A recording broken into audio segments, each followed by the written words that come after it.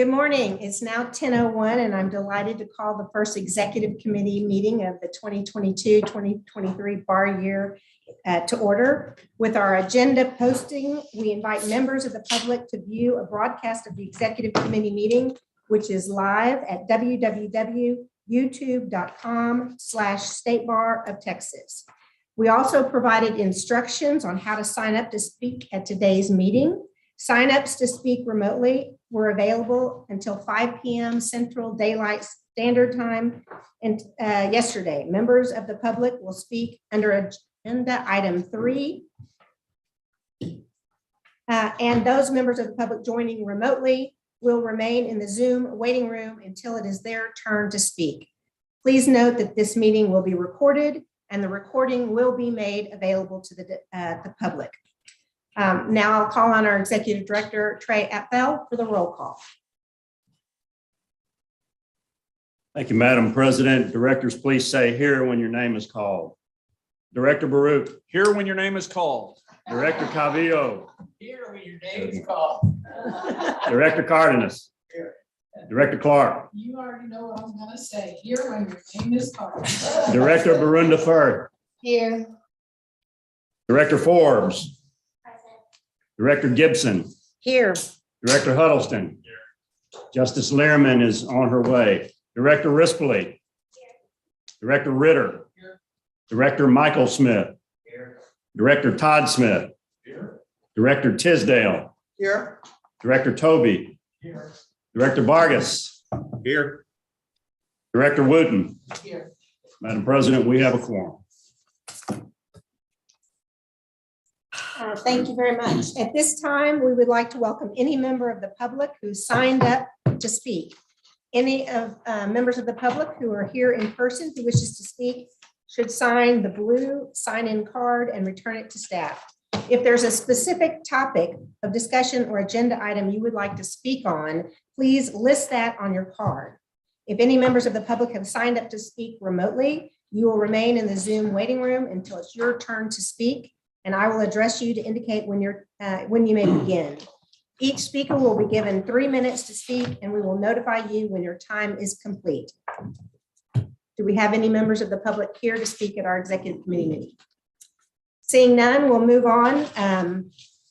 During the remainder of the meeting, if there are board members or staff who wish to speak, please approach the podium and I will let you know when it's your turn to speak. It's now time for the report from our Executive Director, Trey Appel. Thank you, Madam President. Welcome everyone to the Executive Committee meeting. I want to give you an update on some travels, meetings, and activities since our annual meeting. First of all, as you recall, our local bar leaders conference was held in Houston. It was a total success. This helps us fulfill our statutory requirements to encourage the formation and activities of our local bar associations. We had many directors present at the entire conference, and it was very important for them to be there, for you to be there, because that lends credibility to our efforts. And it also gives an opportunity for local bar association members to converse and network with our board. We also had our board strategic planning session in Houston. It was very productive. I highlighted our session in the executive director's page in the September Bar Journal.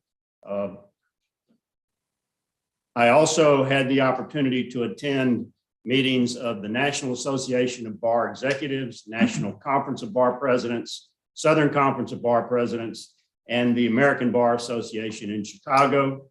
These were all great meetings.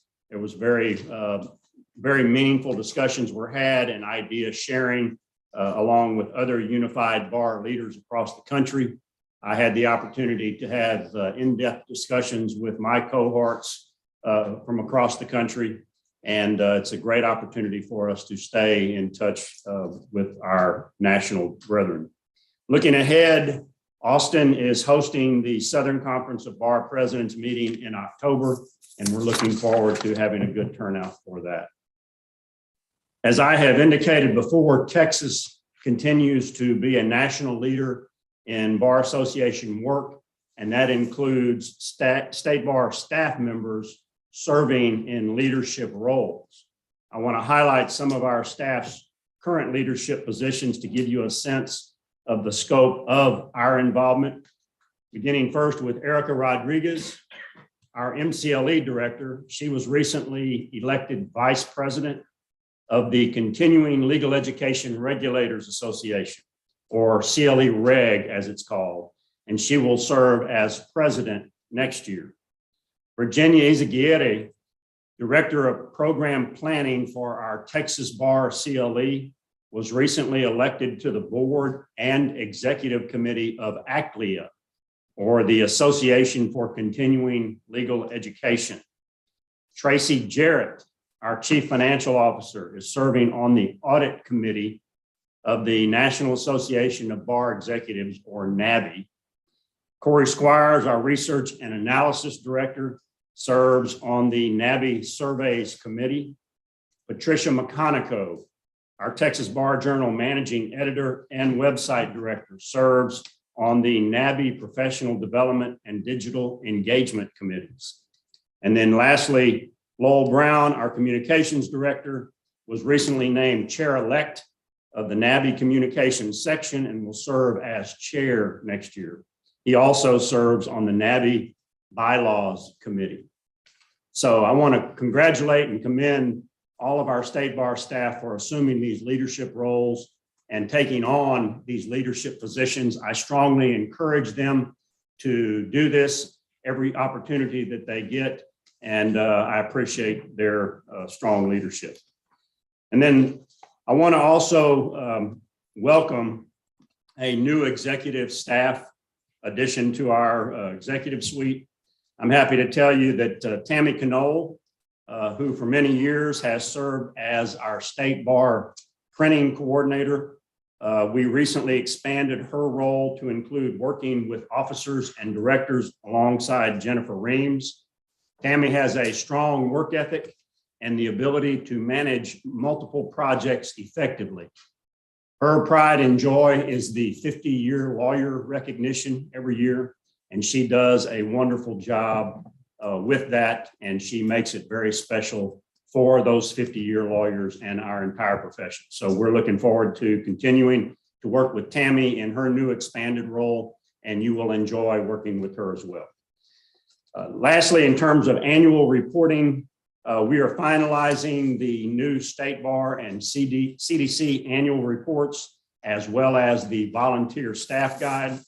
All of those resources will be available to you in board effect in time for the September board meeting, and they will also be available to the public on our state bar website. And Madam President, that completes my report. Thank you. Thank you very much. We continue to have the most qualified and hardest working staff in the country. It's now time for my president's report. And since I last saw you in June in Houston at the annual meeting, I assure you I have been very busy. I was invited by the Arizona State Bar Association to attend the 89th annual convention, which I did from June 27th through the 29th. And boy, we have heat in Houston, but that humidity makes it bearable. Arizona is a beautiful place to be, but it was sauna-like. And I also had kind of a fall on the golf course that made it a memorable event in many ways. I also had the opportunity to speak to the Odessa Bar Association and learned there are no cabs in Odessa, and to take an Uber 6 miles costs over $130. I am frugal. I don't spend money like that. So I phoned a friend and got to the Odessa Bar Association at their country club meeting and visited with their lawyers. I also had the privilege to speak on July 19th to the Tarrant County Bar Association at their membership luncheon.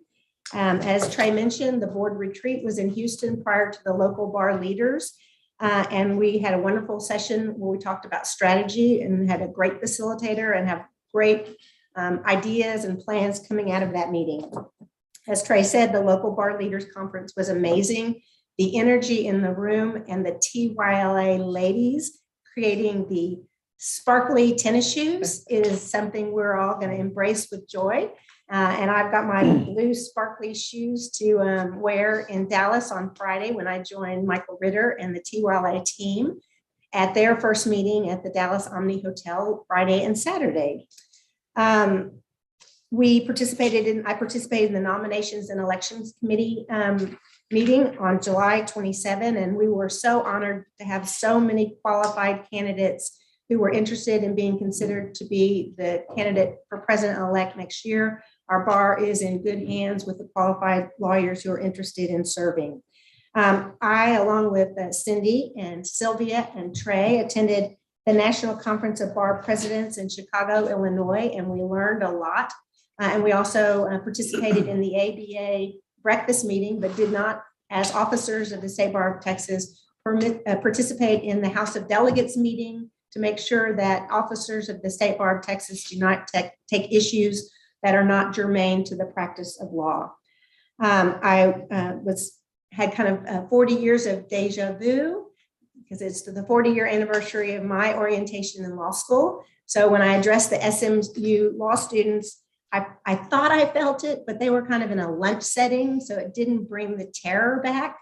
But the following week, when I had the opportunity, I guess it was the following day, when I had the opportunity to speak to the Texas Tech School of Law orientation, they were in their seats and their T-shirts, scared as could be, and it was scary for me thinking back to that. So I was so happy not to be in their seat.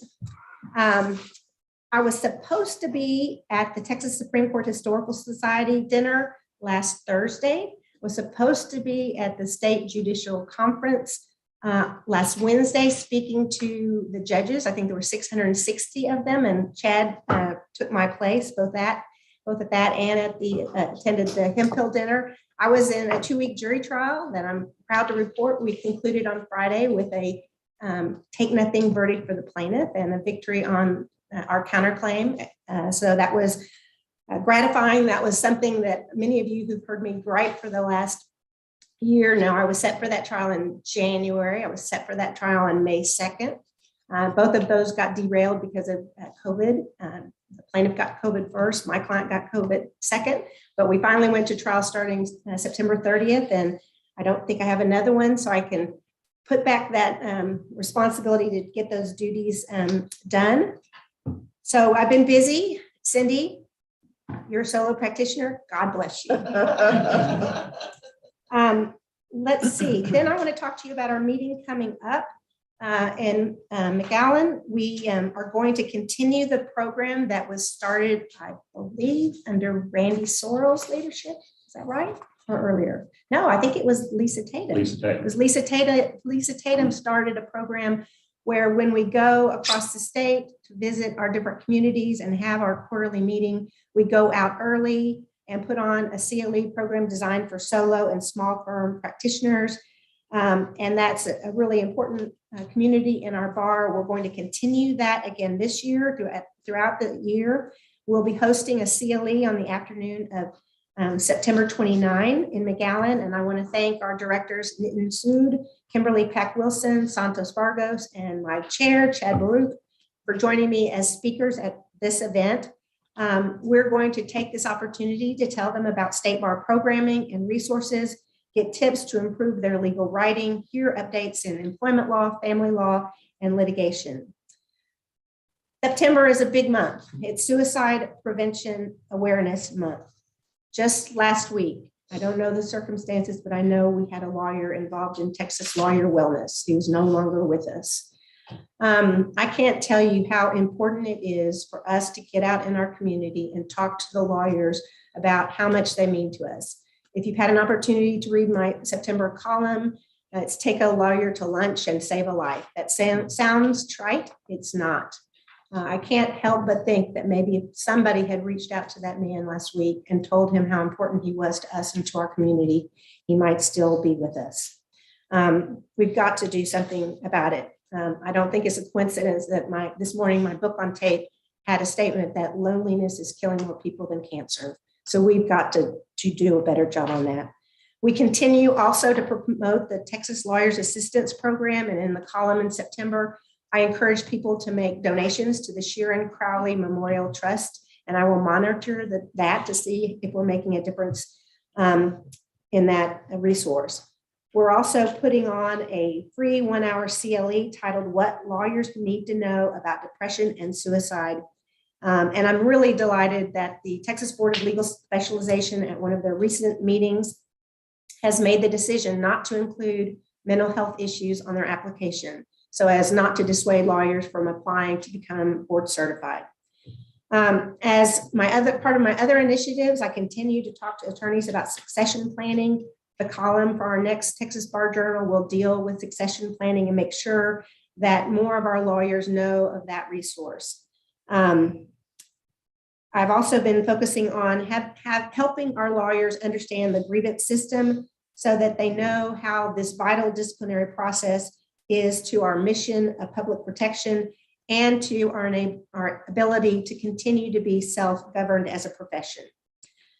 With that, I want to turn our attention to approving the minutes from our April 5th, 2022. Before I do that, are there any comments from any directors or any questions about any of the activities I've been involved in or things that we need to do as a bar organization?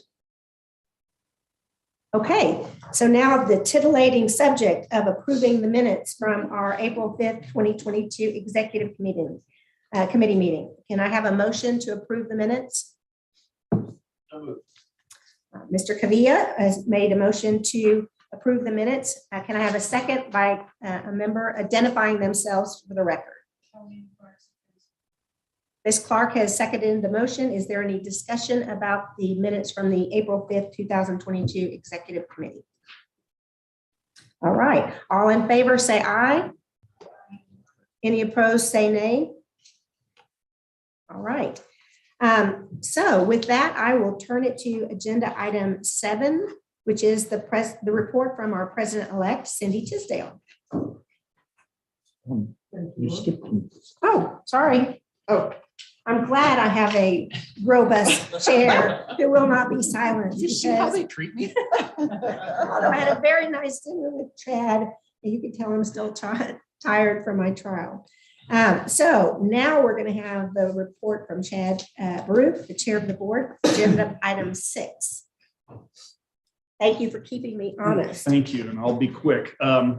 Well, first of all, just welcome to everybody. I know this is our first meeting, and we have some new faces and some returning faces. So we're delighted to have everyone, and hope you just really appreciate this opportunity and enjoy your time on the executive committee. This is my second go around, and I have very fond memories from the first time. As Laura said, I was honored to stand in her place at 2 events last week, including the judicial conference. Laura kind of underestimated her own experience there. As many of you know, she was violently slammed to the turf by an Alabama linebacker, and I had to come in off the bench to complete the tasks. And we're very angry about it. I also will be headed to Lubbock next month, not to talk about bar activities, but to dress up in 1700s attire and talk about Marbury versus Madison, but I'll probably put in a good word for the bar while I'm there. You all have a book at your desk, you will see.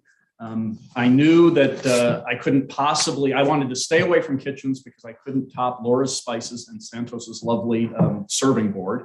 So this is Contempt of Court.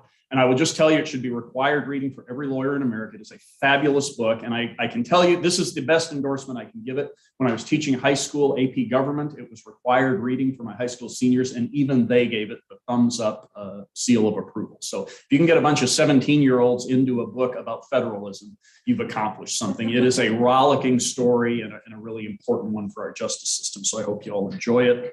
Mark obviously has signed it and personalized it for each member of the board. We'll give everyone else theirs in the calendar.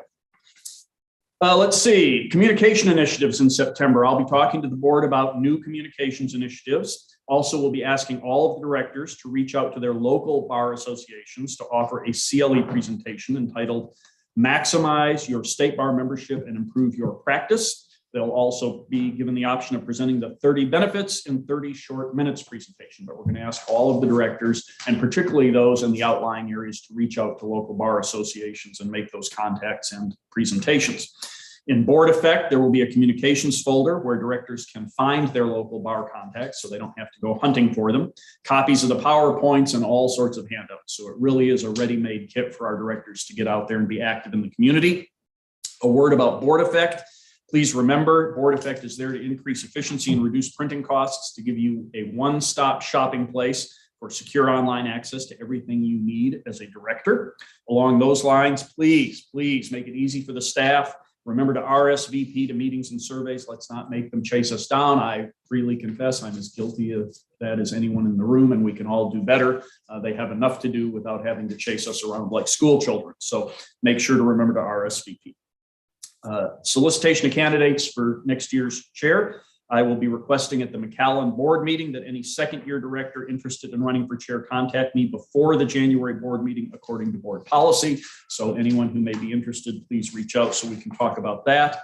And then the final note, just sort of a heads up on a couple of agenda items that will be coming at some point on the agenda that may not be reflected in our fully in our discussion today. We are going to have some sort of a report on issues relating to the paraprofessional issue. And Director Fisher will be making a motion on that to refer it to a committee to monitor and stay abreast of those developments. He requested that agenda item, and Director Wooten and I will be working with him on the language of that motion. I'm pleased that he'll do that for us. Also, a motion concerning how best we can communicate the functions of our grievance and disciplinary process. That will be sent to committee as well. I'm just not sure where on the agenda those items are going to be. They may be in my report or they may be elsewhere, but both of those will be coming, and just wanted to let everyone know. He's also going to give a very brief update on the Zoom proceedings of where that stands in the process. So that concludes my report. Thank you. Thank you, Mr. Chair. Any comments or questions for Chad? Well, what a beautiful book, and they are personally addressed. Mine has my name in it, so no, that means my husband can't take this book from me. He does that with all the rest of my books. So now we're ready for item 7 on the agenda. We'll hear from Cindy Tisdale, our president-elect. Thank you, Madam President. One thing I've learned, leaving Fort Worth at 6:30 a.m. does not give you enough time when there's a wreck in front of you. Note to self. Just a little bit about what I've been up to. As Trey said, we went to Chicago for the NCBP. And when Trey says that the Texas bar is something that every bar looks up to, he's not kidding and he's not exaggerating. I'm just going to give you one example of my experience. We were in a breakout session, and it was me along with all of the other, some called them vice president, president-elect from all the other states. And we just kind of did a roundtable discussion. Every single question, they're looking at me. What does Texas do? What does Texas do? And I kind of laughed, and I would give my things. I said, I'm here to learn too. What do y'all do? They're like, well, we're going to do whatever y'all do. And that's kind of the theme of that. But it was very eye-opening, and it was a great experience. I did learn from that. I also, the Advanced Family Law Seminar was in San Antonio. And unfortunately, Laura was supposed to give the state bar update, but she had to stay in Chicago to host there. So I gave Laura's state bar update.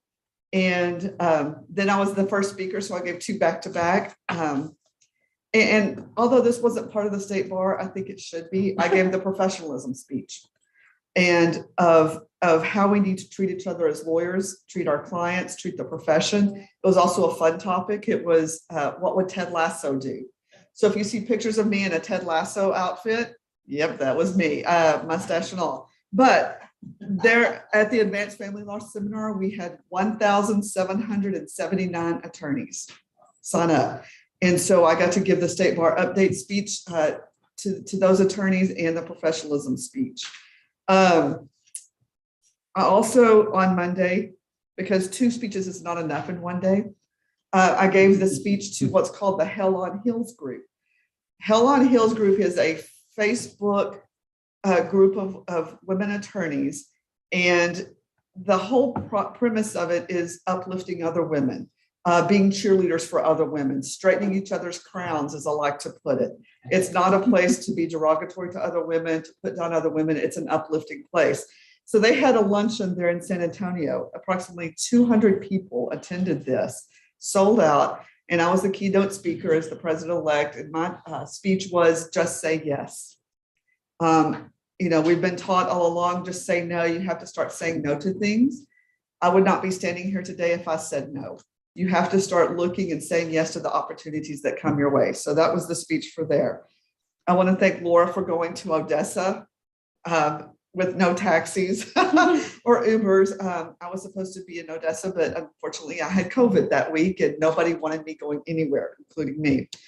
I also gave a presentation about the nomination process, deadlines, things of that sort. We had the standing committee chair orientation. I also presented to the State Bar College CLE, and it was on family law, but anytime I'm standing before attorneys in Texas, I'm going to give take that opportunity to talk about the State Bar, and of course I did, whether they wanted me to or not. I was lucky enough to attend the Supreme Court Historical Society dinner this past week. What an amazing dinner. It was an amazing speech. Lynn Liberato received the award. So I got a picture with Harriet Myers and Lynn Liberato that night, which is, that's almost like Matthew McConaughey kind of type started to me. But so that was a fun time. So that's kind of what I've been up to. Let me kind of give you an update about the fiscal year 23-24 budget committee update. The budget committee will have its first meeting on Tuesday, September 20th. And the committee is going to discuss the State Bar's budget process and the timeline for preparation of the fiscal year 23-24 budget. Budget packets will be furnished to all the State Bar's divisions and department directors on September 26th. And the deadline to complete those is October 14th. Once the budget data is received, the finance division will prepare and analyze that data for the committee. The budget review process will continue to include a step for review of compliance with the State Bar's limitations as set forth by McKellar and now with McDonald. Also, the budget committee will continue prior year budget committee's leadership initiatives on long-term planning for the technology fund. Budget committee will again meet in December of this year at the Texas Law Center. Division and department directors at that time will attend this meeting and provide information about their area of the budget.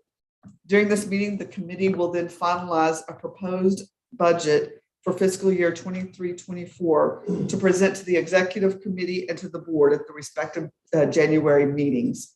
So that's that meeting. So I want to give you another update on the committee review process. So this year, a committee review task force has been appointed to review the bar's standing committees. State Bar Act requires that the State Bar Board conduct a comprehensive review of the standing committees biannually to determine two different things. Number one, is there a continued need for each committee? And then number two, whether there is unnecessary overlap in committees. The task force will meet with each of the committee chairs and review the activities and committees committee over the past 2 years. The committee review process has led to some positive changes in the past on the standing committee structure, and we look forward to reviewing that and thoroughly reviewing our standing committees and seeing what if they're necessary and if there's any overlap. Our goal is to complete this process and have a report to the board at the April board meeting. We're going to outline our recommendations to the executive committee and the board at that time. The members of this task force, just so I can give them a shout out, are Tom Crosley, Sonia Hoskins, Lawrence Morales, and Kim Naylor, and then I serve as chair of that committee. And Madam President, that concludes my report. Thank you very much. And you're so gracious, you forgot that you were doing Odessa because I couldn't do Odessa. So if you're thinking I'm not doing anything, that's wrong. But I have no more trials set for this year, so that's good. Anybody have any comments or questions of President-elect Cindy Tisdale? No. So with that, we'll go to agenda item 8, hearing from Sylvia Burunda-Firth, our immediate past president. Floor is yours. Hey, thank you, Laura. Good morning, everyone. I'm sorry I can't be with you today. Tuesdays, as anybody who does local government knows, are city council days. September is budget month. If you've probably been following in your own towns, the cities are very busy trying to get their budgets done. So I was needed to be here with my clients. I got 3 cities trying to get budgets done. So I'm sorry I'm missing. I always enjoy spending time with the group. I'm happy to report that I have not been as busy as the others. But I did finally catch COVID, which was Victor and I laughed about it because it seemed the whole time I was out doing all the state board president work, we kept thinking it's only a matter of time, and it didn't happen until I slowed down. And in fact, I brought it home from Chicago with me when I went to the ABA conference. And yes, I was there with the group. And as part of the group, I participated in the National Conference of Bar Presidents.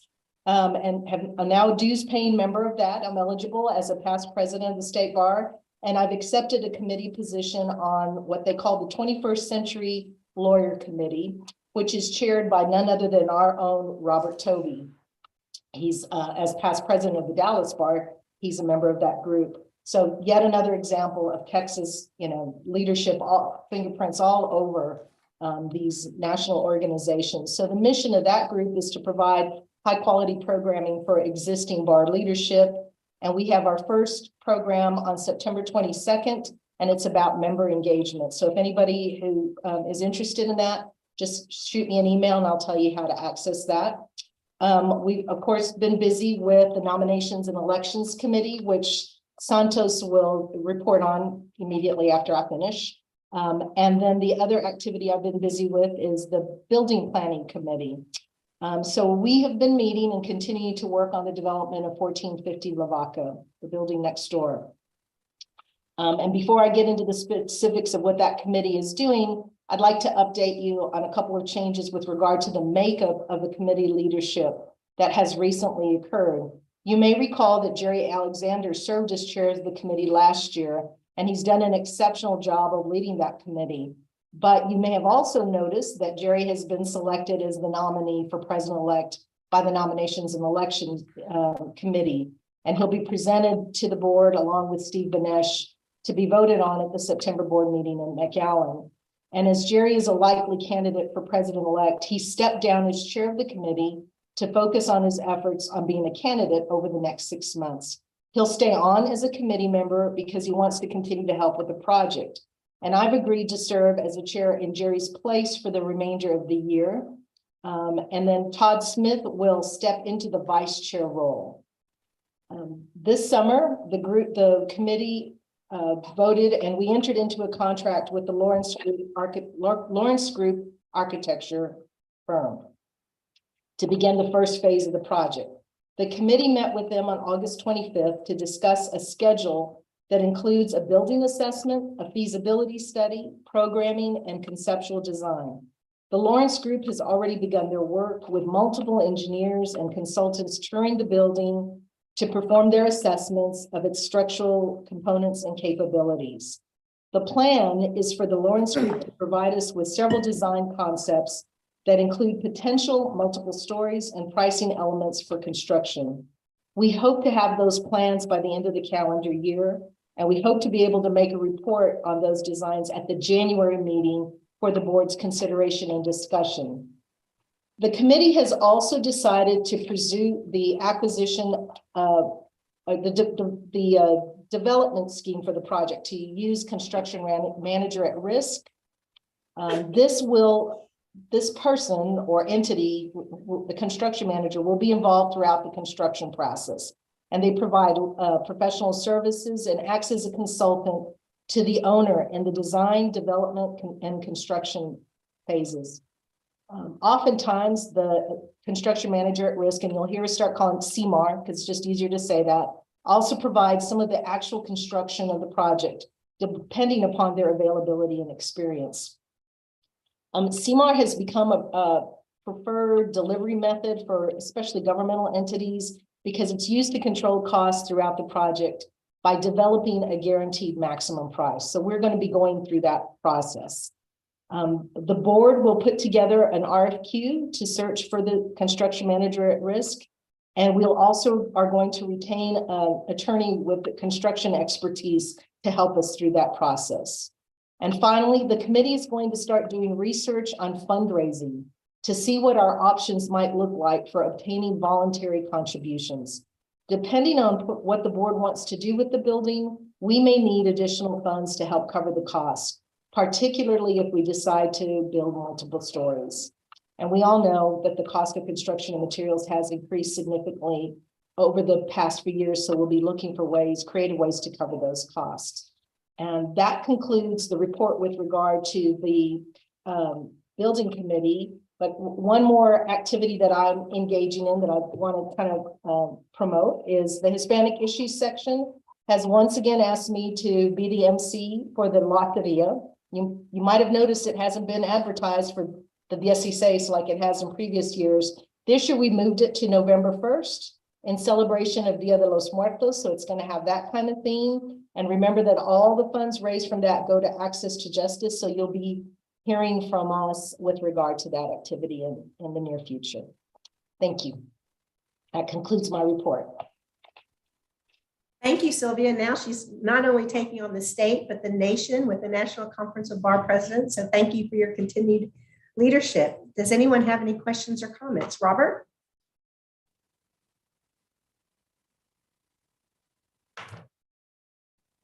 Thank you, Madam President. Sylvia, I want to thank you for volunteering for the 21st Century Lawyer Committee. To piggyback on what you said and what Cindy said, one of the things we're going to be doing this year with that committee is on November 17th at noon, we're going to do a Together We Dine, which was a program initiated in Dallas by our past State Bar board member and Dallas Bar President, Rob Crane. And we've obviously taken that statewide with the State Bar here just a year or so ago. So now through NCBP, we're going to take it nationally. So a program that started in Dallas, then went to the State Bar. We're very ambitiously going to move it nationwide.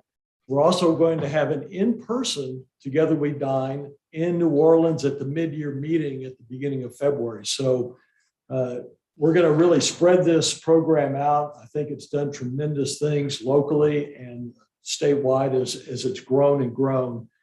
So those are the kind of things that we do at NCBP. We're looking to make better bar leaders. We're building better bar leaders. So those of you who are Metro Bar presidents like Ken and Todd and others, I'm sure in this room, for $100, you can join NCBP and get access to all of this programming. It really is beneficial and I think worthwhile for all of us who are bar leaders in this room. So that's my comment. And thank you again, Sylvia. Appreciate it.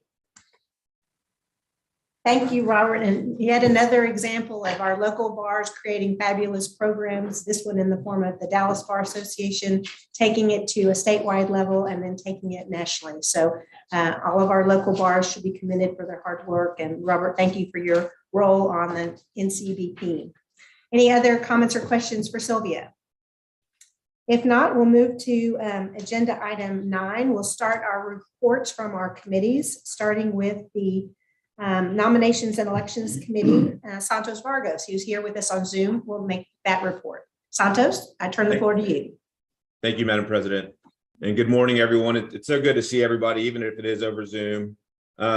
We have a general report on behalf of the Nominations and Elections Subcommittee. We also have a few action items on behalf of that same subcommittee today. Starting off with the general report, we began the nomination search process back in June to identify attorneys who might be interested in interviewing as a potential candidate for president-elect. And we published our call for nominations in the Bar Journal, as well as online. And we also sent notice to all committees, sections, and local bars about the opportunity to interview as a candidate for president-elect. And over the summer, we spoke to a large group of people who initially indicated an interest in being considered for an interview. And over the course of time, we ended up with a list of nine lawyers who had agreed to be interviewed. And this year is an open year for candidates, which means that candidates can come from any county of the state. At our committee meeting, the committee decided that it wanted to focus on large counties this year. And so the committee looked at potential nominees from the metropolitan areas of the state. On August 15th, we conducted in-person interviews at the Texas Law Center. And once again, we had a very strong group of nominees, each of whom would do an amazing job as president-elect.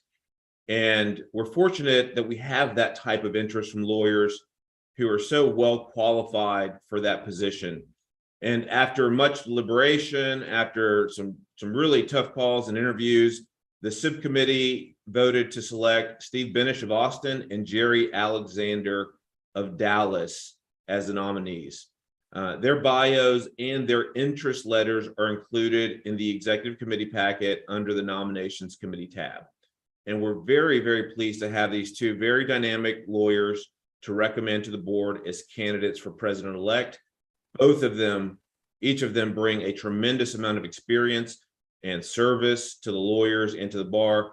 And we know that they're going to run great, very respectful, very hardworking campaigns this year. And so on behalf of the nominations and elections subcommittee, I would make a motion that the executive committee approve Steve Benish of Austin and Jerry Alexander of Dallas as the state bar candidates for president-elect for the 2023 election. Thank you very much, Santos. Coming from a committee, no second is needed. All those in favor of approving the two candidates for president-elect, Jerry Alexander of Dallas and Steve Benish of Austin, say aye. Aye. Any opposed, say nay. All right, the motion carries. That takes us to 9.3. Santos, you may continue. Thank you, Madam President. So our next potential action item deals with potential changes to the board policy. Specifically, this subcommittee has suggested amendments to the board policy for your consideration. They're included in your committee materials under the nominations tab. The proposal deals with increasing the reimbursement amount for president-elect candidates to help pay for brochure and for website expenditures. And like everything these days, the costs for campaigning have gone up, and the current amount we reimburse candidates simply hasn't kept up. And so as a result, candidates are having to pay more expenses out of pocket in order to run their campaigns. And travel costs alone have gone up exponentially, which really is the bulk of the cost for running a campaign. The proposal that the committee approved was to reimburse candidates up to $10,000 each for costs related to campaign brochures and websites. Candidates have to pay money for the development of these materials, and this amount should cover those expenses. Currently, candidates get $15,000 each as reimbursement for all costs related to their campaigns.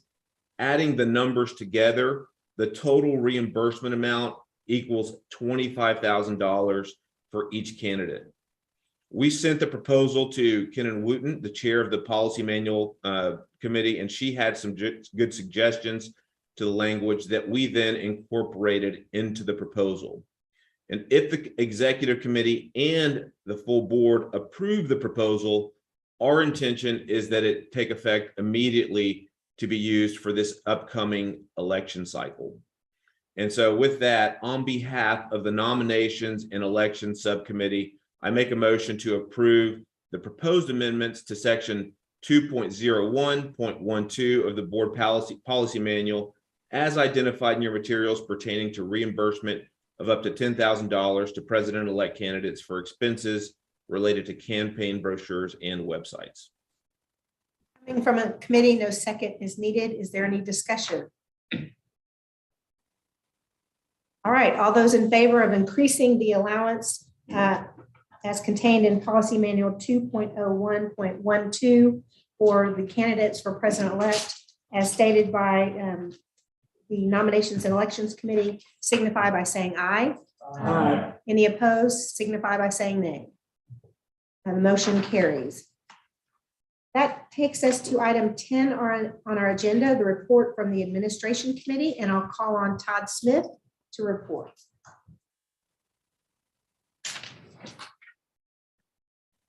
Thank you very much, Madam President. It's great to see everybody here today.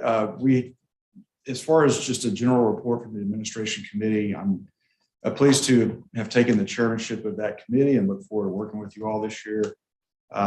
We will start the year somewhat quietly as we don't have much in the way of a general report. My predecessor, Rebecca Steely Brooker, left us in a really good position. So this is kind of turning out to be an easier job than maybe I might have thought so far. But I do have a report on behalf of the Facilities and Equipment Subcommittee. I'm making this report on behalf of Kim Wilson, who is the chair of that subcommittee. The current lease for the San Antonio Regional Office of the CDC is up at the end of April 2023. It's a 10-year lease that started in 2012. And so my report is an update on the progress of where we are on this lease and negotiations for either moving to a different office space or continuing in that office space for the CDC staff down in San Antonio.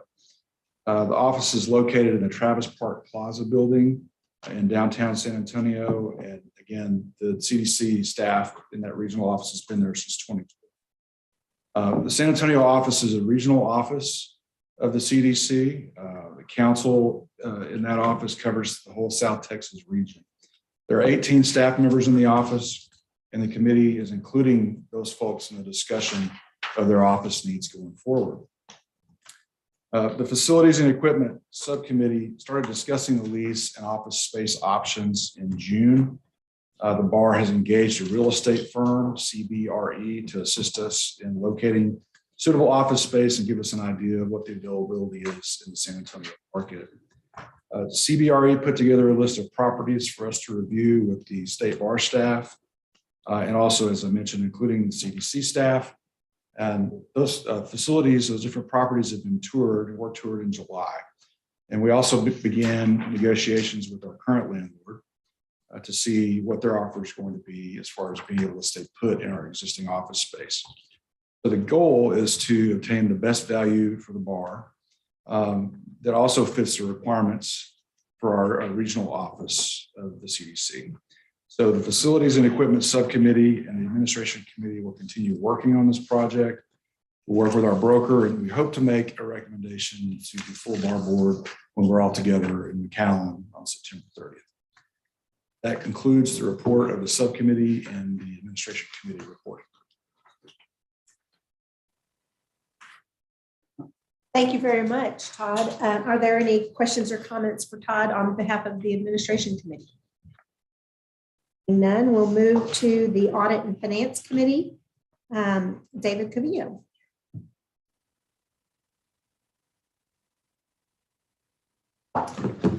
Thank you, Madam President, and good morning to everybody. As you know, I enjoy very much giving these updates on behalf of the Finance Department. And so what we're going to be talking about are the financial statements for the 2 months ended July 31st, June, July. So as far as the financial statements themselves, the bar is doing very well compared to budget, like any well-run enterprise.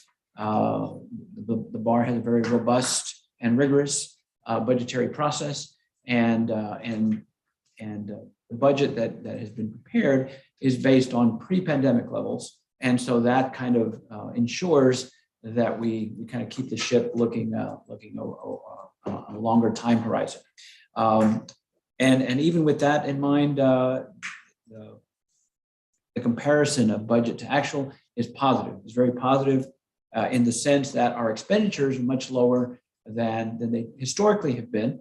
And that's primarily due to the Texas Bar CLE activities in particular. And if you drill down and you look at that, the revenues have kind of recovered to what we expect them to be historically. It's the expenditures that have been reduced. Those expenditures are lower because more folks like myself, for example, are taking the virtual option and doing our continuing legal education in shorts and sandals. But I digress. Two important things that are happening with the word audit in them is that the financial audit, that's the external audit in which we have a CPA firm review the financial statements and make sure that they're in keeping with good accounting practices. That's performed by the Weaver firm, and the Weaver firm will give us our annual report in the November, is that November? No, January, the January meeting. We expect that to be without question a positive letter. They're also, as part of the product that they deliver to us, they also deliver an overview of their perspective on the internal controls over the financial reporting process of the bar. The second audit, the internal audit, that is another firm. That's the McConnell and Jones firm, and they're going to be presenting a 5-year audit plan to us throughout this year. They're doing this overview of our internal accounting practices to make sure that we're following good practices throughout the state bar's activities. One thing I wanted to point out to y'all, part of it is because I am a nerd, but in case there are those of you that look at these graphs, and I like to say, and I'm sure Director Huddleston will agree with me, that financial statements tell stories, right? And sometimes they tell pictures. And so if you look at graphs that are included in the financial, what is it called? The dashboard, I think it's called. There are two charts in particular that caught my attention, chart B and chart D. And they caught my attention because for July of 2020, there's the latest bar in the bar graph just goes way much higher than the previous reporting period. And the reason for that, it is a big difference compared to the previous period. But the reason for that is because I'll assure you that there was no great expenditure of funds. It's merely an allocation, an internal accounting adjustment among the various funds. Again, that's probably too much detail, but I wanted to assure you that no cash has exchanged hands. There's been no out of budget expenditure. It's simply an internal accounting adjustment between funds. So rest assured that charts B and chart D of the dashboards have some very legitimate explanation. And that is explained in page 7 of your financial statements, if you have them, 7 of 14. And if you have any questions, you're welcome to ask me or Tracy Jarrett. And that's all I have to report tonight. That concludes my report. Thank you very much. So we will now hear from the section representatives to the board. I understand that Michael Smith is giving today's report and Carlos Carnes will give us the report at the McAllen meeting. That's correct. Thank you, Madam President. I've just got a short report today. I wanted to start by saying that ever since I've been involved in bar leadership, I've been told that not many Texas lawyers are involved with the state bar, and that's just not true. We have 45,000 Texas lawyers, almost half of the total number of Texas lawyers that are members of at least one section. In fact, we've got over 80,000 memberships in sections from Texas lawyers. Now, and the work that these sections have done has really evolved over the last 15 years. They provide a lot of benefits and services to our members and to the public.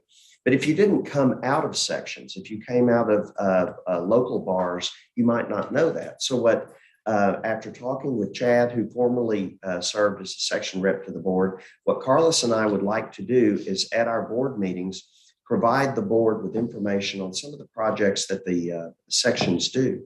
So I'm not going to preview the details of it at this meeting, but at our next meeting, we're going to pick out our 5 favorite programs that sections are doing in the area of pro bono work and talk to the board about that and let you know the great things that are coming out of sections. So when you go back and you talk to your constituents back in our districts, we can say, no, we do have a lot of Texas lawyers that are involved in sections, and those sections are doing great work. So we really look forward to putting that in front of you at our next meeting. And as Madam President said, Carlos will be presenting that report on behalf of the section representatives to the board committee. Thank you very much. Thank you very much. And now we are transitioning from committees to our liaisons, and we will hear from Justice Deborah Lerman, our Texas Supreme Court liaison. Welcome. Thank you very much, Madam President. And thank you all. I want to start with my usual thank you, because I don't think that we could ever thank you all too much. On behalf of the entire court, know that we are so very, very grateful for the things that you all do. The staff, oh my goodness, Trey and I talk too much. And anytime I call him, if it's on Saturday morning, which it frequently is, or on Saturday night, which it sometimes is, always there to talk to me, to answer any questions. And it's not just Trey, it's Jen and Kaylin and Ross Fisher, the entire legal staff, all the staff. I mean, I could go on for a couple of hours here about how grateful we are for all that you do and your dedication. That also goes to the volunteers who put so much into this. And, you know, having been a lawyer a long time ago, I know how giving you all are. Laura, Sylvia, Cindy, Chad, Santos, all of you. We know, and every single person sitting at this table. So that's sincere, and I hope you know that our gratitude for that will never stop. So I know that you all are interested in our emergency orders. That's something that people I know are wondering, why do we keep issuing these things? We have now issued 55 emergency orders. Our last was issued at the end of August at our opening conference for the new term. It's EO 55, and it will be in effect until November 1st of this year. As you all know, throughout the process of this pandemic, as conditions got better, the theme of the EOs was more and more local control. Now they're basically being entered in order to maintain authority for remote proceedings until we can get a written rule. We did make one slight change in August in our last EO, and that is that we tightened it up to clarify that judges should generally be in the courthouse, although, of course, the EO permits them to conduct the proceedings by Zoom, but that they need to be in the courthouse. We were getting reports from throughout the state that some judges were using the process as a reason not to actually be physically present in the courthouse. And so we have sent a strong directive that's frowned upon. We've also we have had several emergency orders having to do with evictions. Earlier this year, the Treasury Department sent the state of Texas an additional $89 million, and we're expecting an additional influx this fall. Texas has had the most successful eviction diversion program in the country.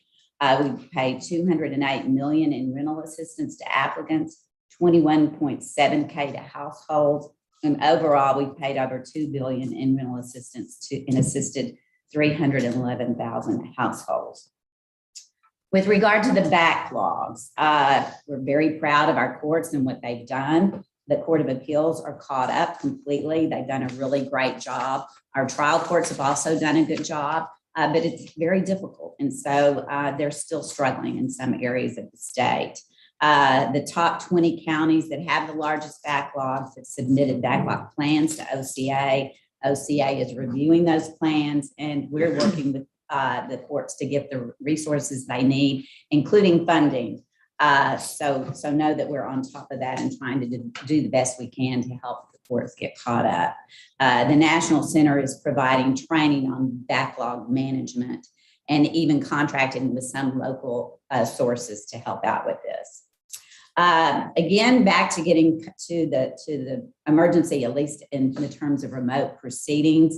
We're studying, as you know, what we're going to do in terms of dealing with these things post-pandemic.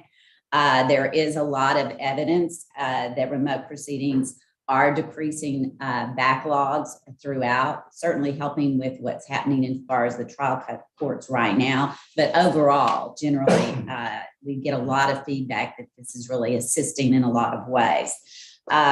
We are making it clear that parties are not going to be forced to have virtual jury trials absent agreement, but we're working on the details of exactly what will be appropriate. We get a lot of feedback from throughout the state that in many areas of the state, it's very, very helpful. In many areas of the law, it's very, very helpful. And so we're working through all of that to try to get a rule to you all as soon as possible. As you all know, the task force chaired by Chief Justice Christopher and Vice chaired by Judge Emily Miskel has done a wonderful job of studying this issue, and they continue to deal with this. Our Supreme Court Advisory Committee has dealt with this for hours and hours and hours over the last 4 meetings. We can continue to do that. I see some people here like Kenan who can attest to the truth of that. In August, we approved a new aviation law specialty area, which is now has adopted standards for certification. We approved will forms we were created in response to legislation that demanded that we create those forms, and we are accepting public comment on that until December 1st. Same thing with cyberbullying. The legislature also had directed that we create forms having to do with cyberbullying, and that was also open for comment until December 1st. Next issue, parental consent for judicial bypass rules and forms dealing with abortion. So earlier this month, the court amended its judicial bypass rules, which provide a court mechanism, as you all know, for a minor to get an abortion without notice or consent to their parents. This issue went to SCAC to study, and they reported back to us with recommendations. We kept the rules in place because there are minors who will need these types of procedures in life-threatening medical, when there's a life-threatening medical condition. We have clarified that a court's determination under the rules should not be a medical determination that the minor has a life-threatening condition. In other words, that's to be based upon medical expert testimony, which of course is all done in private, as you all know. These changes have taken effect immediately because of the effect of the Dobbs decision, which is upon us all, as we know now, but we are accepting public comment on this until December 1st. So that's a brief overview. I wish that I would be able to be in McAllen. I'm trying to still make that work. Don't know if I'm going to be able to. As you all know, the court it still has a process that we select our judges by election. And so some of us are up right now, and that takes a little bit of time. Thank you all very, very much again for what you do. We appreciate it very much. If you have any questions, please let me know. Thank you. Laura, can I jump in? Well, first of all, Justice Lerman, priorities. I wanted to mention 2 things. The first is, I should have said this earlier during my report. You'll notice some change to the structure of the agenda. Committees without reports no longer will appear on the agenda by universal, unanimous, planet-wide acclamation. There's really no point to put an agenda item on there. Just have someone walk up to the podium and say they have nothing to say. The second thing, just to piggyback on what Michael said, that was I asked them to do that, and the reason is Kaylin and Trey have been very focused with us about this year about focusing on positive things the bar is doing. Sort of leave the politics to the politicians and be relentlessly focused on spreading the word about good stuff the state bar is doing. And so it just seemed to me like, to arm you all with that ammunition, if we could have Michael and Carlos focus on those section initiatives to give you talking points when you're out there in the public about, well, let me tell you about a few things you may not know that the state bar is doing sort of at the grassroots level for Texas lawyers. So that was sort of my motive in asking them to do that. Thank you.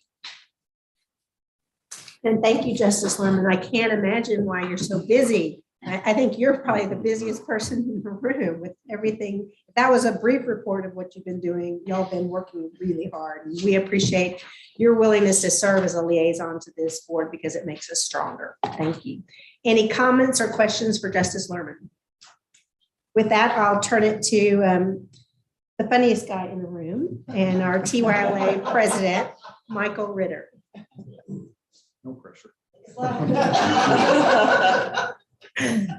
Already been successful here, I see. Great. Thank you, Madam President. Good morning, everybody. The Texas Young Lawyers Association has already been very busy and productive in this first quarter of the bar year. And first, talk about some projects that we've already completed. The first one is an update on state and federal animal abuse laws. I wanted to highlight this because it was accomplished by non-board member, non-committee member volunteers who stood up and came up to us and said, we want this project. It was also completed with the assistance of one of our board members who is in military service in Kuwait. So it really was kind of a global effort to make even these small resources happen in TYLA. The second is we've completed our internship program over the summer with the Dallas Association of Young Lawyers. We had 3 participants this year work on substantive projects for TYLA. The third is the Bar Leaders Conference. TYLA put on a track of programming to assist young lawyers associations in increasing membership and programming and diversity in their associations, as Executive Director Trey Appel mentioned earlier, to encourage the formation and activities of local young lawyers associations. Fourth, our Member Services Committee has also reviewed applications for grant support from local young lawyers associations for their public service projects this year. There's a lot of really new innovative ideas from the young lawyers associations and energy that we're excited to see how those are going to be implemented. Fifth is we've started the process of updating and improving and adding resources to our wellness hub, including a video, an additional page to our wellness website that includes tips on managing anxiety in the moment whenever you feel you are so struck at work. The second category of things I wanted to talk about was not just the projects that we put out there, but actually how we're promoting them. The first thing that we have is a social media promotion of an existing project called Teach Safe, Be Safe, Learn Safe, which is a resource for Texas educators on the laws affecting schools, including bullying, physical abuse, and sexual assault at schools. We've reached 204,000 viewers who have observed and seen our promotion on it on social media, with approximately 4,800 teachers or those in the legal industry, teaching education industry directly accessing and viewing that resource. Second is our membership engagement through our social media campaigns. This year we have 3. The first is our Director Spotlight, which highlights and informs our members about who their board of directors are. I'm excited to report that the TYLA board of director membership is, in my opinion, the diverse leadership that the state bar's leadership programs have been trying to achieve over the past several years. We may not see that 100% at the state bar board of directors level yet, but it's coming, and I wanted to commend the state bar for those efforts, both geographically, law practice, demographically. We hit all the marks. The second campaign is a YTYLA campaign that highlights past presidents, chairs, and board members who have gone on to be federal and state court judges, served as leaders in their particular organizations or in other government service positions. And third, my favorite, Funny Friday, keep everybody laughing and keep things light yet appropriate. So far, since our May board meeting of last year, we've reached 246,000 viewers from our post. And we are also excited to see an increase in activity from the Supreme Court of Texas and their new social media efforts. And we are looking forward to ways to share your information as well on social media. The third effort for outreach is through, I guess, the Texas Bar Journal, my columns that I'm making it a personal effort. And those columns are on pages 52 and 53 of the materials. The first one is entitled What Like It's Hard, and that is just a written version of the speech that I presented to y'all at the June board meeting. I presented to everyone. I'm so grateful for those who came up to me and expressed messages of support and encouragement.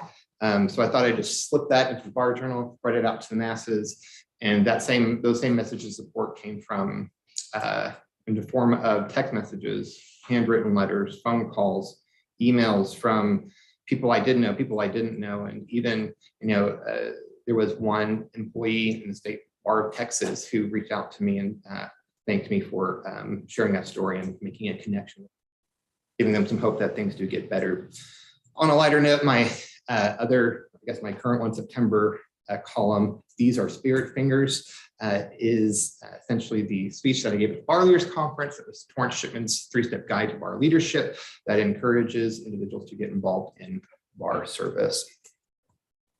So the activities that I've been involved in include a meeting with the executive committee, the TYLA, to allocate the budget we've been provided by the state bar back in June, just after the annual meeting.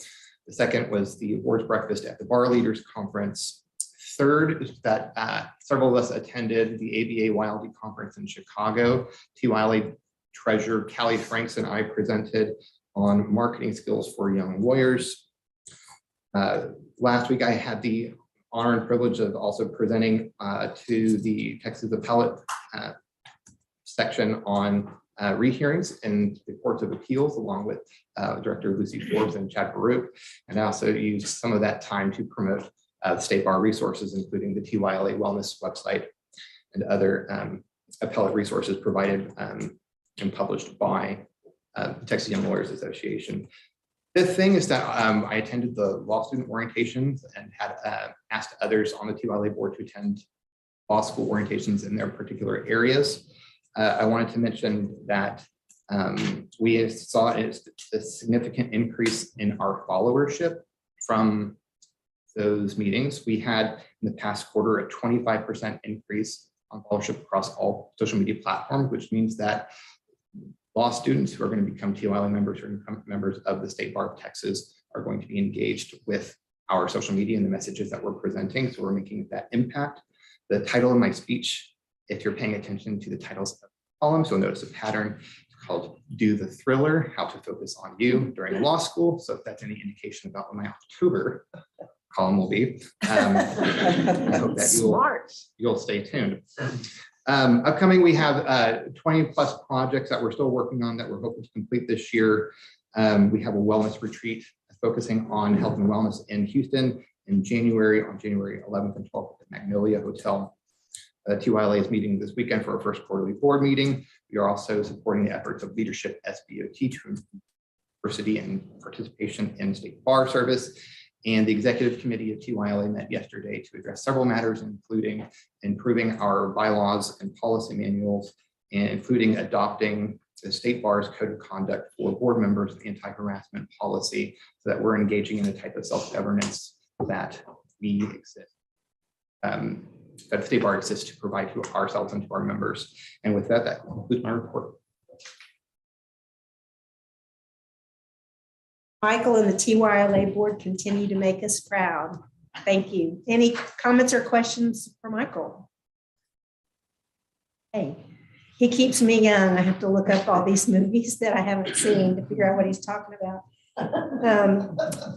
So we are now at item 15 on our agenda, the report from our general counsel, Ross Fisher. There he is. Morning, just a brief report. Since we last met, I've spent time working with Chris and Brad, the in-house legal team, on response to litigation hold notice that we received. You should have all gotten an email from Chris about that.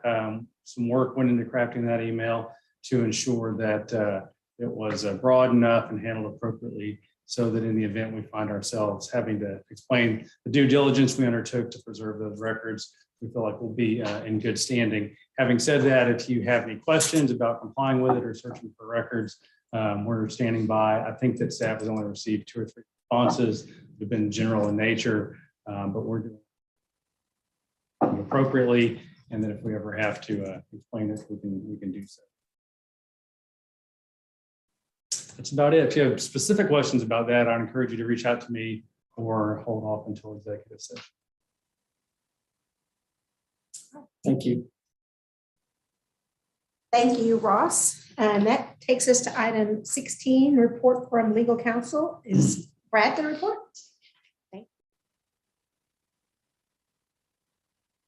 Thanks, Laura. And we don't have a public session report, but we do have an item for closed session.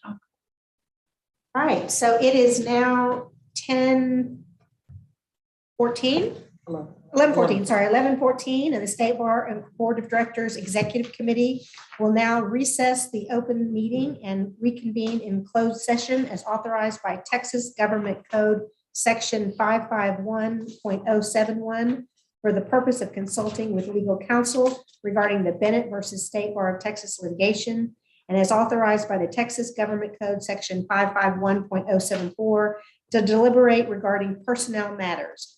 With the exception of board liaisons and section representatives, All other individuals, including non-essential staff and other guests, need to excuse themselves from the closed session. We will notify the public when we are 5 minutes out from returning to open session.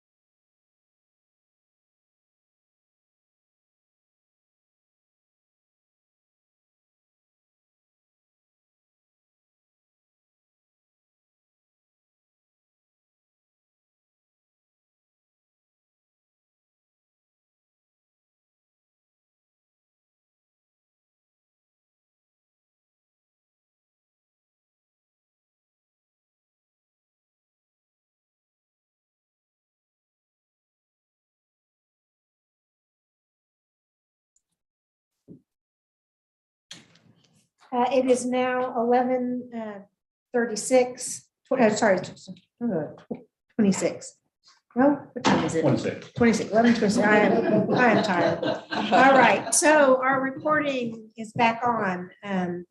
The open session of the Board of Directors of the Executive Committee will now reconvene. During the closed session, only matters relating to consultation with legal counsel regarding the Bennett versus State Bar of Texas litigation was discussed, and no action was taken in closed session. All right, I believe we are now to item 17, which is I will entertain a motion to adjourn. Was that Mr. Kavia who moved?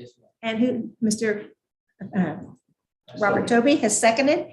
All right, all in favor of adjourning? Any opposed? We stand adjourned.